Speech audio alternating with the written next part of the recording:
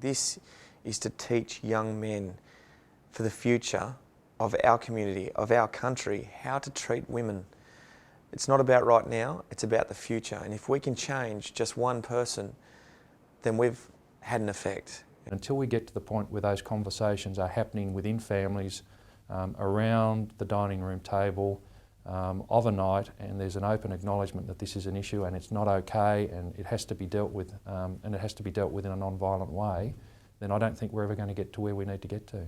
You know, if you're in fear for your well-being in any way, whether that's psychological or physical or mental or whatever area, then I think that constitutes violence. And obviously the easiest one to see and to know about is the physical side of it, but there are a lot of forms of abuse, and you know, you need to be aware of all of them. Yeah, so it's mixed emotions, sad and angry, because personally I think it's totally unacceptable, and I just couldn't think of doing that to a woman. And but again, I'm not gonna lie. I know it happens, and I've seen it happen. Certainly, listening to what some women have had to say makes you sit back and go, well, hang on, this is a serious problem.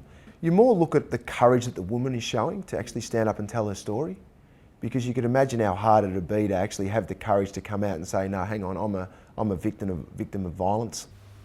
I'd like to cry. I don't feel so ashamed anymore. I used to feel really ashamed.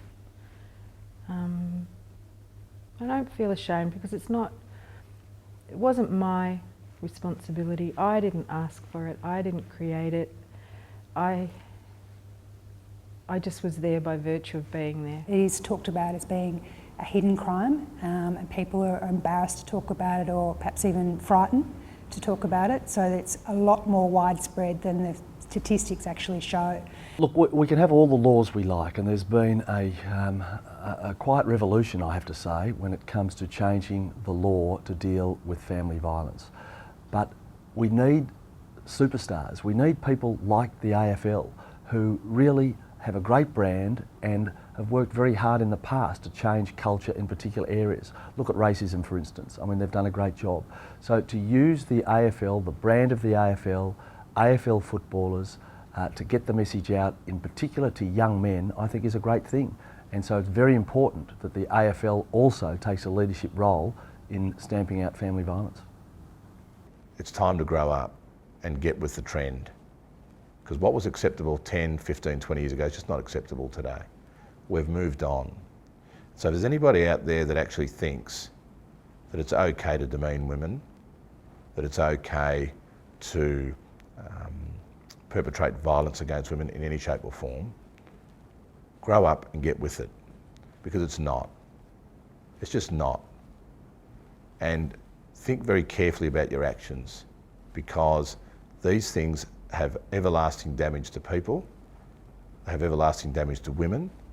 And again, I say to you, if that was your mother or your sister or your daughter and that was happening to them, how would you react?